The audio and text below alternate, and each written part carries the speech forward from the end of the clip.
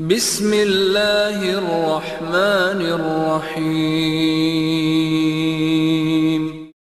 بسم اللہ وباللہ وصلی اللہ علی رسول اللہ وعلی آلہ آل اللہ ولا سیما علی بقیت اللہ ولعنت اللہ علی اعدائہم اعداء اللہ۔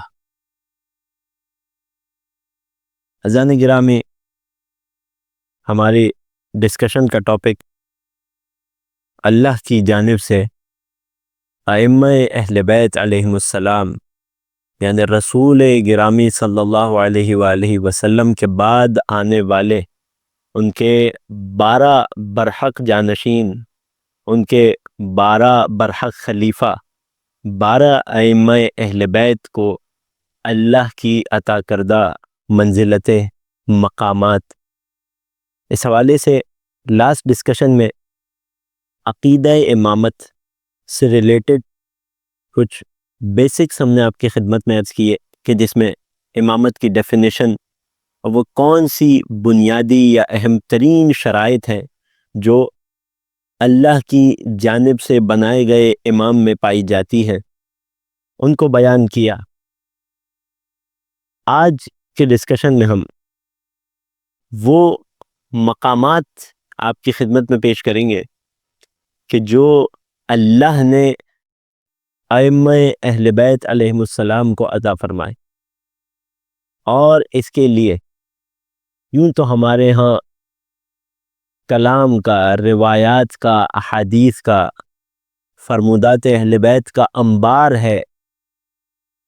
ائمہ کے مقام اور منزلت پر باقاعدہ پوری کتابیں لکھی گئیں، لیکن اگر ان تمام کتابوں کو سمیٹ دیا جائے، ان تمام کتابوں میں موجود ائمہ طاہرین کے تمام فضائل، مناقب اور مقامات کا خلاصہ تلاش کیا جائے، تو ہمارے سامنے ایک زیارت آتی ہے، زیارت جامعہ کبیرہ۔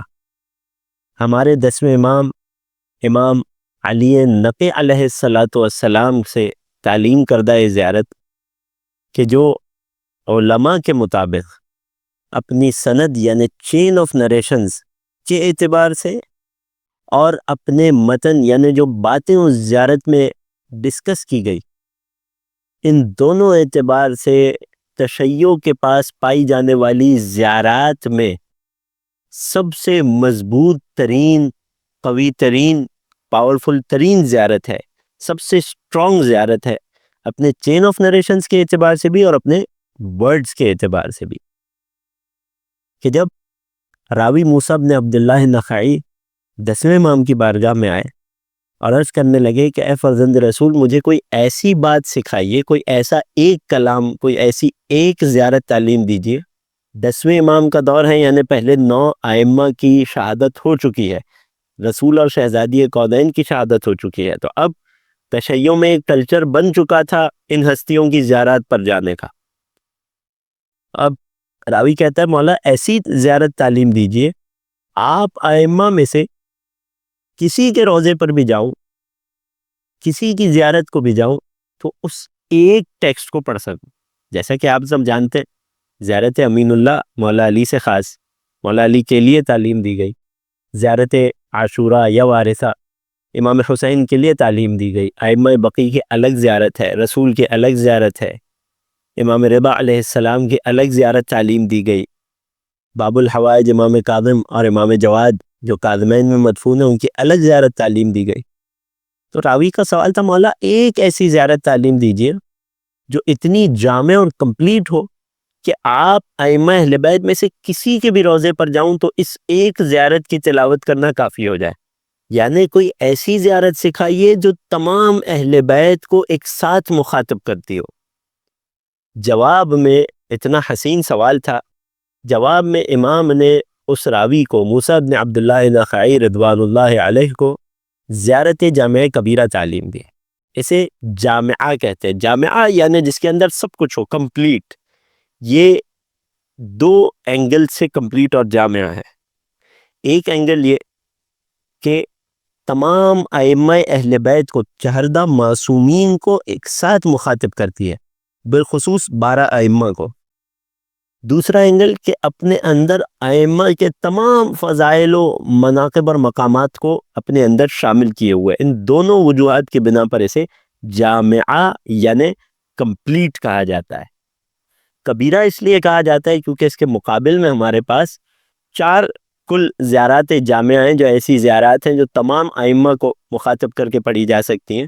ان چاروں میں سے سب سے زیادہ طویل اور کمپلیٹ، سب سے زیادہ جس زیارت میں فضائل اور مقامات اہل بیت کا تذکرہ ہوا وہ یہ زیارت ہے، لہٰذا اسے کبیرہ کہا گیا. اس کے مقابلے میں زیارت جامعہ صغیرہ بھی ہے اور دیگر اور 2 زیارات جامعہ بھی ہیں جو شیخ عباس قمی علیہ الرحمہ نے مفاتیح الجنان میں ذکر کی. ہم نے زیارت جامعہ کبیرہ کو کیوں چنا؟ نمبر 1، سب سے زیادہ کمپلیٹ مقامات اہل بیت کے حوالے سے. تو اگر کسی کو امامت کے مقام کو سمجھنا ہے تو اگر کوئی ون پلیس جہاں انسان جائے اور اسے سب کچھ مل جائے مقامات اہل بیت کے اعتبار سے، وہ یہ زیارت جامعہ. ہماری کوشش ہوتی ہے نا جب ہمیں گھر کی گروسری شاپنگ کرنی ہو یا ہمیں کلوتھس کی بائنگ کرنی ہو، تو دنیا میں ایک کانسیپٹ آ گیا ہے ہائپر مارکیٹس کا. لوگ کیوں پریفر کرتے ہیں کہ اپنے علاقے کے بقالے کو، جنرل سٹور کو چھوڑ کر ہائپر مارکیٹ جائیں؟ اس کی وجہ ہوتی ہے کنوینئنس، کہ سب چیزیں مجھے ایک ہی جگہ پر مل جائے گی، میرے سارے جو پرابلمز ہیں ان کا سلیوشن مجھے ایک جگہ پہ مل جائے گا. بالکل اسی طرح اگر کسی انسان کو ائمہ اور امامت کے مقام اور مرتبے کو پہچاننا ہو تو طویل اور لمبا راستہ تو یہ ہے کہ انسان مختلف کتابوں کا مطالعہ کرے، بصائر الدرجات سے شروع کرے اور دیگر کتابوں، اور ہر کتاب میں جو امامت سے ریلیٹڈ چیپٹر ہے اس کا مطالعہ کرے. یہ ہے لمبا اور طویل راستہ. آسان اور مختصر راستہ کیا ہے کہ انسان ایک جگہ جہاں ان تمام فضائل کو جمع کر دیا گیا وہاں انسان رجوع کرے، اور وہ جگہ ہے زیارت جامعہ کبیرہ، کہ جس کے ورڈز اتنے سٹرونگ ہیں، ٹاپک اتنا کمپلیٹ اس میں ڈسکس کیا گیا کہ اس زیارت کو دستور آل محمد یعنی کانسٹیٹیوشن آف اہل بیت کہا گیا. کیوں کہا گیا اس کی تفصیل میں ہم نہیں جاتے. کانسٹیٹیوشن کی کیا خاصیت ہوتی ہے، لاء میں اور کانسٹیٹیوشن میں کیا فرق ہوتا ہے، ہم اس طرف نہیں جاتے. نوجوان بچے ہمارے ان چیزوں کو جانتے ہیں انشاءاللہ. کانسٹیٹیوشن آف اہل بیت انتہائی کمپلیٹ، اور ہر فضیلت اور منزلت امام جو اللہ نے امام کو عطا کی ہے ان تمام کی اصل روٹ آپ کو اس زیارت میں مل جائیں گی. اگر تفصیل سے ڈسکشن کرنا ہو تو ہر فضیلت پر قرآن کی آیات سے یا اہل بیت کی روایات سے دلیل قائم کی جائے. اگر خلاصہ جاننا ہو کسی کو تو زیارت جامعہ کبیرہ بہترین مقام ہے. طویل زیارت ہے، اس کے نام سے واضح ہے کبیرہ ہے.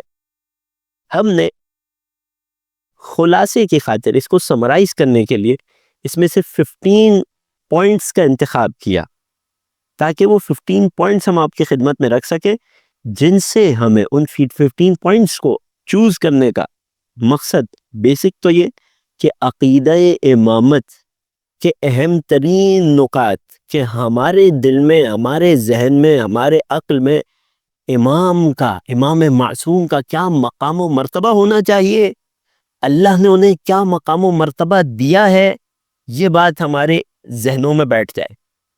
پہلا مقصد. دوسرا مقصد تاکہ ہم جو میرے مخاطب ہیں، میرے نوجوان دوست ینگسٹرز، ان 15 پوائنٹس کو سن کر، اس سمری کو سن کر، اس زیارت کی سمری کو ملاحظہ کریں گے تو ہم یہ بات سمجھ سکیں گے کہ اگر سمری میں اتنے زیادہ فضائل و مقامات اہل بیت علیہ السلام کا تذکرہ ہے تو اگر کوئی دوست، کوئی ینگسٹر کمپلیٹ زیارت جامعہ کی ریسیٹیشن کرے گا اور اس کی ٹرانسلیشن کو پڑھے گا جو اردو میں، انگلش میں، لینگویج میں اویلیبل ہے، تو اس پوری زیارت میں کس قدر عظیم فضائل اہل بیت کا تذکرہ ہوگا. تو ہم اس زیارت کے ان 15 پوائنٹس کو، جو یقین جانیے زیارت کی سمری ہے، خلاصہ ہے، بہت زیادہ سوچنے کے بعد بہت مشکل تھا چوز کرنا کہ کس پوائنٹ کو رکھا جائے اور کس بات کو چھوڑ دیا جائے. بہرحال ان 15 پوائنٹس کا ملاحظہ کیجیے گا کہ جن 15 پوائنٹس کا بھی اگر ایک جملے میں خلاصہ کیا جائے تو ان 15 پوائنٹس کے ذریعے سے اور اس زیارت کے ذریعے سے ہمیں اللہ کی جانب سے امام معصوم کو عطا کردہ سٹیٹس سمجھنے میں آسانی ہوتی ہے، اور ہمیں یہ اندازہ ہوتا ہے کہ وہ عقیدہ توحید کہ جو انسان کی آخرت میں ہمیشہ کی زندگی میں ہمیشہ کی نجات میں سب سے بیسک پوائنٹ ہے کہ اگر وہ ہے تو سب کچھ ہے، وہ نہیں ہے تو کچھ بھی نہیں ہے. وہ عقیدہ توحید کس طرح سے جڑا ہوا ہے، ملا ہوا ہے، موقوف ہے. وہ عقیدہ توحید، صحیح عقیدہ توحید کس انداز سے ریلائی کرتا ہے صحیح عقیدہ امامت پر، اور امام کا اللہ سے کس طرح کا تعلق ہے. اللہ نے ان ہستیوں کو اپنے وجود کے حوالے سے، اپنی ذات جل جلالہ کے حوالے سے کیا تعلق اور مقام عطا کیا، اور ان ہستیوں کو کہاں رکھا ہے، ان کا سٹیٹس اور ان کی پلیس کیا ہے. جو فرسٹ پوائنٹ ہمیں آپ کی خدمت میں پیش کرنا ہے، امام واسطہ در فیض معنوی. یعنی کیا مطلب؟ اس دنیا میں انسان کا بدن دو چیزوں سے مل کر بنا ہے، مٹیریل اور اسپریچول. دو اینگل ہیں. ہماری اسپرٹ کی تقویت کہ جس کے لیے اللہ کے رسول تشریف لائے، ہمارا تزکیہ نفس کرنے، جسے آپ روح کہیے، نفس کہیے، اسپرٹ کہیے، جو بھی کہیے. یہ جو معنوی جہت اور اینگل ہے انسان میں، اس کی بھی ایک غذا ہوتی ہے، جیسے انسان کے مٹیریل باڈی کی غذا ہوتی ہے، جسے ہم روحانی غذا کہتے ہیں. جو علم ہے، جو صحیح عقیدہ ہے، جو صحیح معرفت ہے، جو صحیح نالج ہے، جو اچھا اخلاق اور بہترین عمل ہے، یہ سب کیا ہے؟ یہ انسان کی روح کو مضبوط کرتی ہیں، اس کی غذائیں. جتنی بھی انسان کی روح کی غذا ہے یا انسان کی روح تک، اسپرٹ تک پہنچنے والے اللہ کے فیوز و برکات ہیں، وہ سب کے سب صرف ائمہ اہل بیت کے واسطے اور وسیلے سے ہی ملنا ممکن ہے. پہلا پوائنٹ. زیارت میں کون سے فریزز ہیں، وہ الفاظ ہیں جو اس پوائنٹ کی طرف ریفر کرتے ہیں.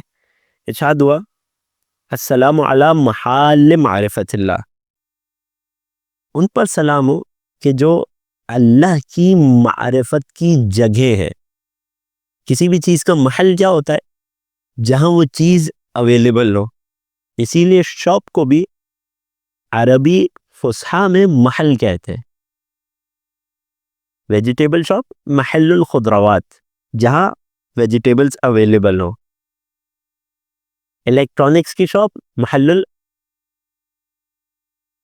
الکہربائیات، مثلا جہاں پر الیکٹرانک آئٹم اویلیبل ہو. محال معرفت اللہ، وہ جگہیں خود امام کو کہا جا رہا ہے، اے امام آپ وہ جگہ ہیں، وہ محل ہیں جو جہاں اللہ کی معرفت اویلیبل ہے. یعنی کہ اگر کسی کو اللہ کی معرفت حاصل کرنی ہے تو دروازہ امام پر آنا پڑے گا، امام سے تمسک کرنا پڑے گا، امام سے جڑنا پڑے گا.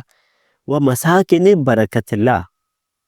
دنیا میں ہر مسلمان اللہ کی برکت کی تلاش میں. ہم اس وقت برکت کی ڈیفینیشن میں نہیں جائیں گے، وہ ایک بالکل ڈیفرنٹ موضوع ہے. خلاصہ یہ کہ جس برکت اللہ کی جانب سے، جس برکت کی تلاش میں انسان رہتا ہے شب و روز، یہاں امام معصوم کا مقام بتا رہے مساکن برکت اللہ. آپ اللہ کی برکت کے گھر ہے. مسکن گھر کو کہتے ہیں، ہوم. یعنی اگر اللہ کی برکت کہیں رہتی ہے اور کہیں سے مل سکتی ہے تو وہ اہل بیت علیہم السلام کی ذات ہے. ومعادن حکمت اللہ. اہل بیت علیہم السلام اللہ کی حکمت یعنی اس کی وزڈم کے معدن ہے. معدن کسے کہتے ہیں؟ مائنز کو. مائنز کا کام کیا ہوتا ہے؟ جیسے کول مائن ہوتی ہے، سالٹ مائن ہوتی ہے، اور دیگر قیمتی جویلز کی مائنز ہوتی ہیں. ڈائمنڈز بھی مائننگ کے ذریعے انسان کو ملتے ہیں. گولڈ ہو گیا، سلور ہو گیا، یہ جتنے منرلز ہوتے ہیں وہ سب مائننگ کے ذریعے انسان کو ملتے ہیں. مائن کی خصوصیت کیا ہوتی ہے؟ وہاں وہ منرل اپنی را فارم میں حقیقی طور پہ پایا جاتا ہے. اہل بیت علیہم السلام اللہ کی حکمت کی مائن ہے، معدن ہے، کان ہے. یعنی اگر کسی کو حکمت کی تلاش ہو، وزڈم کی تلاش ہو حقیقی معنی میں، تو اسے اہل بیت سے جڑنا پڑے گا. معدن حکمت اللہ و حفظت سر اللہ. اہل بیت علیہم السلام آپ اللہ کے راز کے حفاظت کرنے والے، یعنی وہ راز کہ جو اللہ نے مخلوق سے پوشیدہ اور چھپا کر رکھا ہے، آپ کو اس راز میں امین اور شریک بنایا. وحملت کتاب اللہ، اور جس اللہ نے اپنی جس کتاب کو انسانوں کے لیے ہدایت کا ذریعہ قرار دیا، اور جس میں ہر چیز کی نالج اور علم کو رکھ دیا ہے، ولا رطب ولا یابس الا فی کتاب مبین. نماز غفیلہ والی آیت میں بھی آپ لوگ پڑھتے ہوں گے، کوئی خشک، کوئی تر، کوئی چھوٹی بڑی کوئی ایسی چیز نہیں ہے مگر اس کا علم کتاب میں ہے، کتاب مبین میں ہے. اس کتاب مبین کو حقیقی طور پر اٹھانے والے، یعنی اس کی نالج کو صحیح انداز سے سنبھال کر رکھنے والے کون ہیں؟ وہ حملت کتاب اللہ، اہل بیت علیہ السلام. آپ اللہ کی کتاب کو اٹھانے والے حامل ہیں، یعنی اس کتاب کو، اللہ کے قرآن کو، اس کی صحیح علم اور حقیقتوں کے ساتھ آپ نے سنبھال رکھا ہے. تو اب اگر کسی کو قرآن اور کتاب خدا کا حقیقی علم چاہیے تو اہل بیت کے در پر آنا پڑے گا. اگر آپ نے غور کیا ہو ان 5 سے 6 سینٹنسز میں، تو یہ سارے کے سارے سینٹنسز انسان کی روح کی غذا یعنی اسپریچول نیڈ سے تعلق رکھتے ہیں، چاہے وہ اللہ کی معرفت ہو، چاہے وہ اللہ کی برکت ہو، چاہے وہ اللہ کی حکمت ہو، یا چاہے وہ کتاب اللہ کا علم یعنی نالج ہو. یہ ساری چیزیں انسان کی روح سے تعلق رکھتے ہیں. تو خلاصہ کیا جائے اس پہلے پوائنٹ کا، تو جتنی کہ جتنی معنوی غذائیں ہیں، اسپریچول نیڈز ہیں، اگر وہ کہیں صحیح معنوں میں مل سکتی ہیں انسان کو. دیکھیں انسان کی باڈی کو بھی، مٹیریل باڈی کو بھی بھوک لگتی ہے. اب بھوک میں 2 طرح کے آپشن ہیں، یا تو انسان جنک فوڈ کنزیوم کرے، وقتی طور پہ اس کی بھوک مٹ جائے گی، پیٹ بھر جائے گا، مگر کیا ہوگا؟ اپنی باڈی کو نقصان پہنچا رہا ہوگا. اور جنک فوڈ کے نقصانات یقیناً آج کے دور میں سب کے لیے واضح ہیں. دوسرا آپشن کیا ہے؟ کہ انسان بہترین غذا کھائے، جب بھوک لگے تو بہترین قسم کی فریش اور آرگینک چیز کھائے. اس سے کیا ہوگا؟ اس کی بھوک بھی مٹے گی اور اس کی باڈی کو لانگ ٹرم میں بھی طاقت، قوت اور پاور ملے گی، انرجی ملے گی. یہ دیر تک اس کی باڈی صحیح و سالم رہے گی. روح کی غذا بھی اسی طرح کی ہوتی ہے. ایک وہ غذا ہے کہ جو وقتی طور پہ لوگوں کو لگتا ہے کہ ہماری روح کی غذا کی بھوک مٹ رہی ہے، چاہے وہ صوفیزم ہو یا کوئی بھی اور دروازہ، کوئی بھی اور راستہ ہو اہل بیت کے راستے کے علاوہ. اس کی مثال روحانی غذا میں جنک فوڈ کی ہے، کہ وقتی طور پہ انسان کو لگتا ہے کہ میری بھوک مٹ رہی ہے، لیکن در حقیقت وہ اس کی روح کو تباہ کر رہی ہوتی ہے. جبکہ اگر آپ کو آرگینک، صحیح اور فریش فوڈ چاہیے اپنی روح کے لیے، تو صرف در اہل بیت علیہ السلام سے ملے گا. دوسرا پوائنٹ کی طرف ہم آتے ہیں بغیر کسی تاخیر کے. دوسرا پوائنٹ جس کا عنوان یا ٹاپک ہے ائمہ اور معرفت خدا.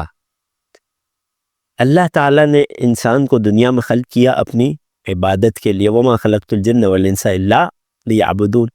ہم سب جو دنیا میں ہیں اس اپنے خالق کی بندگی کے لیے، اس کی عبادت کے لیے. بندگی کی ڈیفینیشن میں بھی ہم نہیں جاتے. ہر چیز اللہ کی مرضی کے مطابق انسان دنیا میں زندگی گزارے، یہ اس کی بہترین بندگی ہے. مگر اس کے لیے ضروری ہے کہ انسان اللہ کی مرضی کو پہچانتا ہو، جانتا ہو کہ اللہ کی رضا اور مرضی کس چیز میں ہے، اللہ کا حکم کیا ہے، اللہ نے کس چیز سے منع کیا ہے. اس کے لیے سب سے پہلے ضروری ہے خود انسان اللہ کی معرفت رکھتا ہو. تمام مسلمانوں کا یہ دعویٰ ہے کہ ہم اللہ کی معرفت کی تلاش میں ہیں. حقیقی معرفت کہاں ملے گی؟ ذات جامعہ کے جملوں کو دیکھیے گا. اور خود تمام مخلوقات میں اگر کوئی سب سے زیادہ اللہ کی معرفت رکھتا ہے، اسے پہچانتا ہے، اس کی حقیقی اور صحیح معرفت رکھتا ہے، تو وہ بھی اہل بیت علیہ السلام ہی ہے. ارشاد ہوا الدعاۃ الی اللہ، سلام ہو میرا کن کی طرف؟ جو اللہ کی طرف صحیح معنوں میں دعوت دینے والے، بلانے والے ہیں. والادلاء علی مرضات اللہ، میرا سلام ہو ان پر کہ جو اللہ کی مرضی پر دلیل بننے والے ہیں۔ یعنی کیا مطلب؟ بہت آسان الفاظ میں سمجھاؤں، بہت اہم ہے یہ، میں نے عرض کیا نا، اللہ کی عبادت کے لیے ضروری ہے کہ انسان کو اس کی مرضی اور اس کا حکم معلوم ہو۔ کیسے معلوم ہو؟ صحیح معنوں میں کہ اللہ ہم سے کیا چاہتا ہے، اللہ کی مرضی کس بات میں اور اس کی ناراضگی کس بات میں۔ الادلہ علی مرضات اللہ، اہل بیت آپ اللہ کی مرضات پر، اس کی رضا پر دلیل ہے۔ دلیل آسان الفاظ میں سائن۔ آپ راستے میں جا رہے ہیں، راستے میں ایک جگہ آئی کہ جہاں دو راہ ہے، 2 ویز میں راستہ مڑ رہا ہے، آپ کی ایک منزل ہے، آپ کو نہیں پتا وہ رائٹ پر جا کر آئے گی یا لیفٹ پر جا کر آئے گی، آپ کیا دیکھیں گے؟ آپ سائن بورڈ کی مدد لیں گے۔ سائن بورڈ اگر لگا ہوا ہوگا اور صحیح اور واضح ہوگا تو وہ آپ کو آپ کی منزل تک پہنچنے میں مدد کرے گا۔ اللہ کی مرضی کی جسے تلاش ہو، جو اللہ کی خوشنودی کے راستے پر چلنا چاہتا ہو، اس کے لیے کس کام میں اللہ کی مرضی ہے اور کس بات میں اللہ کی ناراضگی ہے، صحیح معنوں میں کون بتا سکتا ہے؟ صرف وہ کہ جنہیں اللہ نے اس بات کا علم دیا ہو، اور وہ کون ہے؟ وہ اہل بیت اطہار علیہم السلام ہے، ائمہ طاہرین ہے۔ والمستقرین فی امر اللہ، اللہ کے امر میں زندگی گزارنے والے، یعنی عین اس کی رضا اور خوشنودی کے مطابق زندگی جینے والے آپ ائمہ اہل بیت ہیں۔ والتامین فی محبت اللہ، اللہ کی محبت کا دعوے دار ہر شخص ہے، مگر اللہ کی محبت میں کمپلیٹ، یعنی اللہ کی محبت میں اگر کمال تک کوئی پہنچے تو وہ اہل بیت اطہار علیہم السلام ہیں، ائمہ معصومین ہیں۔ والمخلصین فی توحید اللہ، اللہ کی توحید کے عقیدے میں سب سے زیادہ خالص شدہ اور سب سے زیادہ دوسروں کو خالص بنانے والے کون ہیں؟ وہ ائمہ طاہرین ہیں۔ کیوں؟ ہمارے سامنے اس کی مثالیں، جنہوں نے ائمہ سے توحید کا عقیدہ نہیں لیا، کبھی وہاں پر تجسم پروردگار کا والعیاذ باللہ عقیدہ آ جاتا ہے کہ روز قیامت والعیاذ باللہ اللہ کی ایک ٹانگ جہنم میں، وہ سب آپ نے سارا کنٹینٹ میٹر آپ کے سامنے۔ تو صحیح اور خالص ترین توحید کہاں ملے گی؟ فقط ائمہ اہل بیت علیہم السلام کے پاس۔ والمظہرین لامر اللہ ونہیہ، اللہ کے امر اور اس کی نہیں، یعنی اللہ نے کیا کرنے کا حکم دیا اور کس بات سے منع فرمایا، ان دونوں چیزوں کو، اللہ کے احکام کا اظہار کرنے والے کون ہیں؟ ائمہ اہل بیت ہیں۔ یہاں رک کر میں ایک بہت اہم پوائنٹ کی طرف اشارہ کرنا چاہوں گا۔ وہ پوائنٹ یہ ہے کہ ائمہ اہل بیت اللہ کے امر و نہیں بتانے والے، یعنی اللہ نے کیا کرنے کا حکم دیا اور کس کام سے منع فرمایا، یہ کون ہے بتانے والے؟ زیارت کے مطابق ان کا اظہار کرنے والے ائمہ اہل بیت۔ سوال یہ ہے کہ آپ کو اگر نماز کا کوئی مسئلہ پوچھنا ہو تو کس سے جا کر پوچھتے ہیں؟ یقیناً اپنی مسجد کے امام سے، اپنے معاشرے میں، اپنے علاقے میں، اپنے شہر میں موجود عالم دین سے پوچھتے ہیں، یا آج کل سوشل میڈیا کا دور ہے، کانٹیکٹ آسان ہے، جو عالم دین آپ کی ریچ میں ہو، جس کی طرف آپ کے لیے اپروچ کرنا ممکن ہو، اس سے پوچھتے ہیں کہ جناب وضو کا کیا مسئلہ ہے، نماز کا کیا طریقہ ہے۔ یہ سب آپ کس سے پوچھتے ہیں؟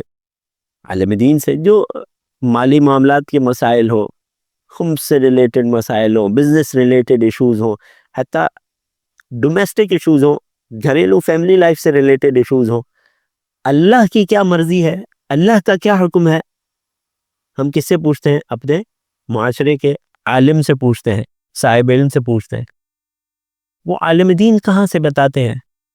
وہ عام طور پر مراجع کے فتووں کی کتابوں سے بتاتے ہیں۔ ہم خود توضیح المسائل دیکھ کر کھول کر پڑھ لیتے ہیں، یا منہاج الصالحین یا رسالہ عملیہ، جو بھی ہمارے مرجع کا ہو۔ تو ہم نے اگر یہ جاننا ہو کہ اللہ کا کیا حکم ہے، یعنی واجبات کیا ہے، تو ہم توضیح المسائل کھولتے ہیں۔ ہمیں اگر یہ جاننا ہو کہ اللہ نے کس بات سے منع فرمایا، حرام چیزیں کیا ہے، محرمات کیا ہے، تو ہم کیا توضیح المسائل کھولتے ہیں۔ تو ہمیں یہ امر و نہیں، یہ واجبات اور حرام، یہ عالم دین بتا رہا ہے یا ہمارا مرجع تقلید بتا رہا ہے؟ امام زیارت میں ائمہ معصومین کا مقام و مرتبہ ڈسکس کرتے ہوئے فرما رہے ہیں والمظہرین لامر اللہ ونہیہ، کہ میں گواہی دیتا ہوں کہ آپ کون ہیں، اللہ کے امر اور اس کی نہیں کا اظہار کرنے والے، یعنی واجبات، محرمات، اللہ کی مرضی اور ناراضگی والے کام بیان کرنے والے آپ ہیں، ان کا اظہار کرنے والے آپ ہیں. تو میں تو یہ امر و نہیں، یہ واجبات اور محرمات مرجع تقلید سے لیتا ہوں، عالم دین سے لیتا ہوں، جبکہ یہ مقام تو ائمہ کا ہے. تو کیا کوئی فرق ہے، یا یہ دونوں چیزیں قریب قریب ہو گئی، برابر ہو گئی؟ یعنی ائمہ بھی ہمیں بتا رہے ہیں کہ نماز میں فلاں کام واجب ہے اور فلاں چیز نماز کو باطل کر دیتی ہے، فلاں کام حالت احرام میں حرام ہو جاتا ہے، اور ہمارا مرجع تقلید بھی ہمیں یہی سب بتا رہا ہے. تو کیا یہ دونوں چیزیں، یہ دونوں ہستیاں، یہ دونوں افراد اس اینگل سے برابر ہو گئے؟ یہاں خوب ضروری ہے کہ ہم عقیدہ امامت کو صحیح انداز سے سمجھنے کی خاطر اس بات کو جانیں کہ اگرچہ بتا رہے دونوں ہی اللہ کا امر ہے، مگر ایک بہت بڑا یا سب سے واضح اور بنیادی فرق ہے. وہ کیا ہے کہ جب آپ مجتہد کی توضیح کھولیں گے تو آپ کو اس بات کا اندازہ ہوگا کہ وہ یہ ڈسکلیمر لکھتے ہیں کہ ہم نے اپنی زندگی بھر کی تحقیق کے مطابق، اور یقیناً یہ بہت اہم ہے، اور اگر یہ لوگ، یہ ہستیاں نہ ہو تو اس زمانے غیبت میں ہم ہلاک ہو جائیں، ہم پریشان ہو جائیں، ہم گمراہ ہو جائیں، مگر اس کے باوجود یہ کیا ہے؟ غیر معصوم ہے. یعنی کیا؟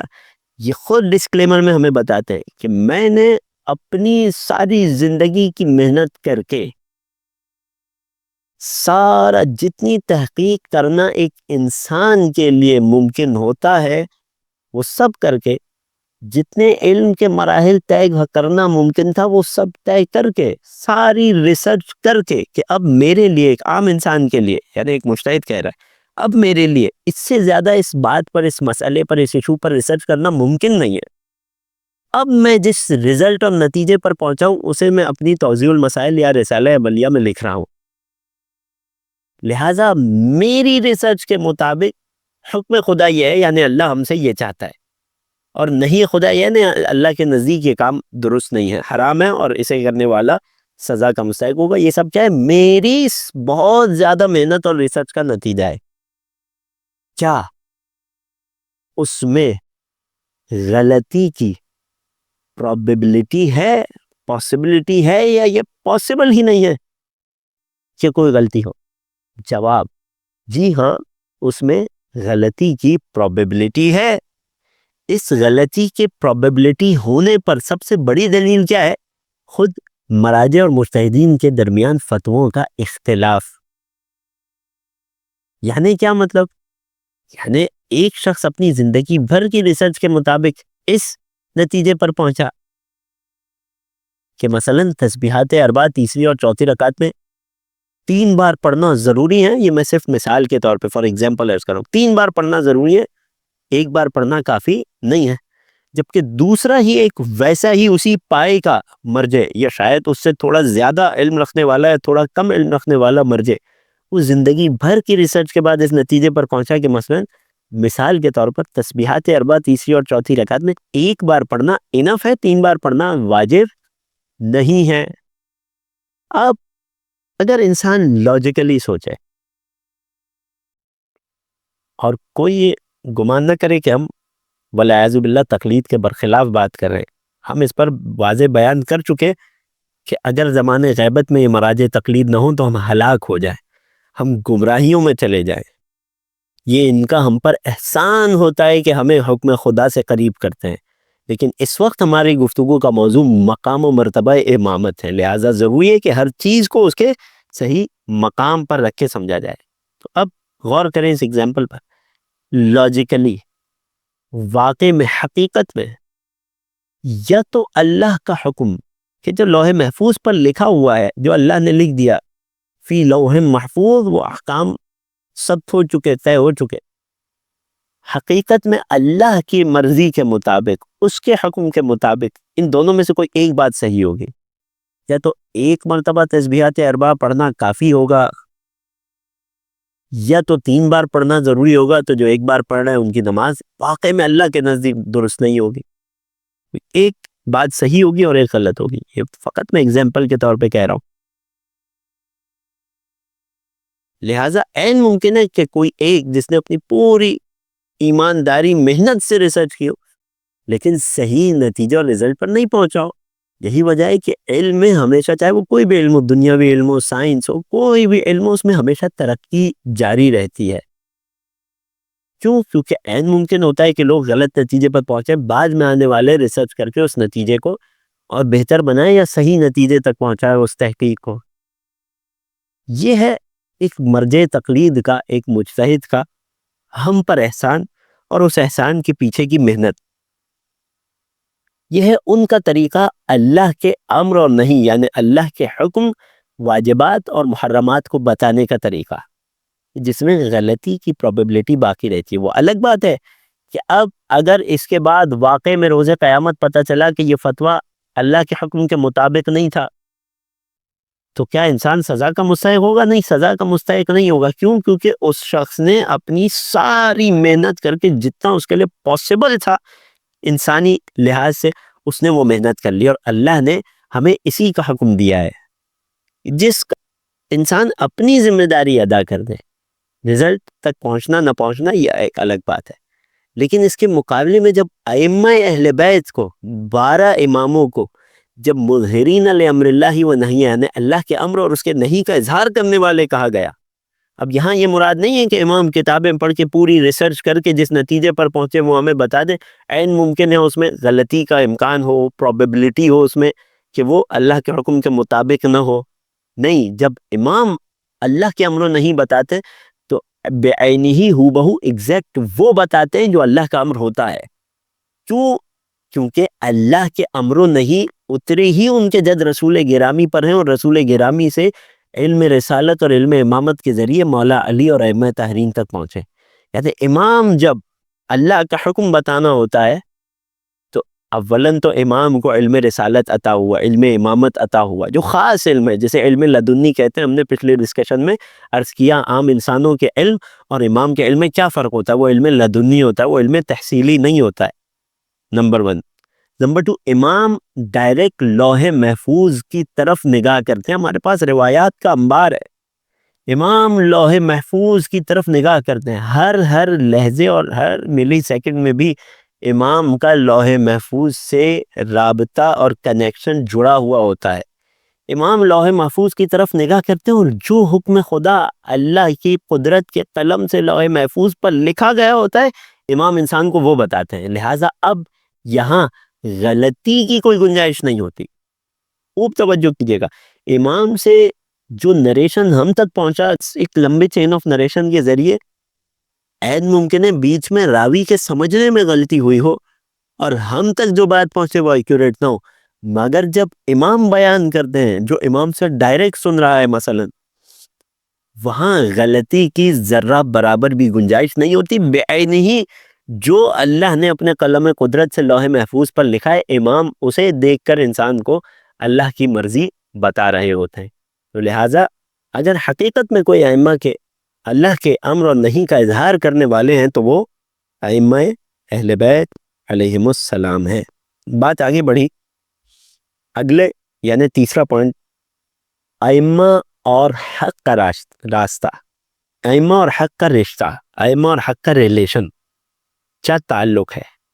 کیونکہ ہر انسان کی یہ کوشش ہے اس دنیا میں کہ وہ حق اور اس کے راستے کو حاصل کر لے اور باطل سے خود کو جھوٹ دور کر لے، سچ کے راستے کی طرف آئے اور جھوٹ سے خود کو دور کر لے. تو اگر جس انسان کو کائنات میں حق کی تلاش ہے اس کے لیے امام کی جانب سے یہ بات بہت اہم ہے کہ اگر کسی کو حق کی تلاش ہے تو کہاں جائے؟ زیارت جامعہ میں ارشاد ہوا والحق معکم وفیکم ومنکم والیکم وانتم اہلہ ومعدنہ. اہل بیت علیہم السلام، اے 12 ائمہ طاہرین، اے 12 ائمہ معصومین، میں گواہی دیتا ہوں کیا کہ حق آپ کے ساتھ ہے، یعنی حق is with you، وفیکم is in you، حق آپ ہی میں ہے، یعنی آپ سے باہر جو کچھ بھی ہو سب باطل ہے. آپ سے، آپ کے بغیر جو کچھ بھی ہے، چاہے کوئی انسان ہو، کوئی آئیڈیالوجی ہو، کوئی راستہ ہو، کوئی عقیدہ ہو، کوئی بات ہو، کوئی نالج ہو، کوئی جو آپ کے بغیر ہے، جو آپ سے نہیں ہے، وہ سب باطل ہے۔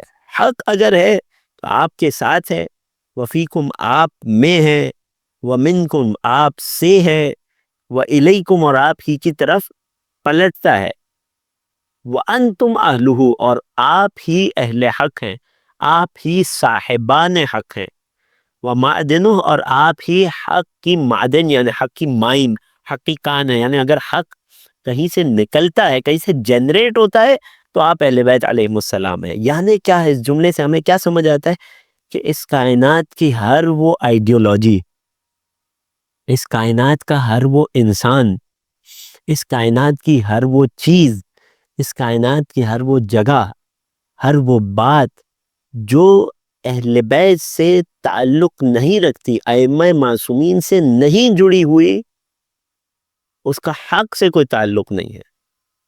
وہ باطل تو ہو سکتی ہے، وہ حق نہیں ہو سکتی۔ خوب غور کیجیے گا۔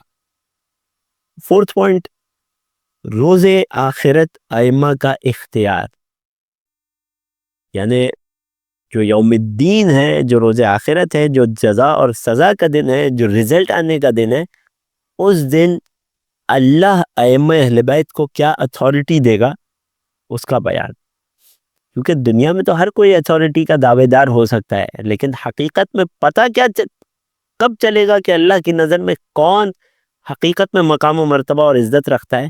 روز آخرت اللہ جسے اتھارٹی دے گا، مالک یوم الدین میں جسے اتھارٹی دے گا، یہ اس وقت طے ہوگا کہ وہی انسان اللہ کی نگاہ میں سب سے زیادہ معتبر اور صاحب مقام ہے۔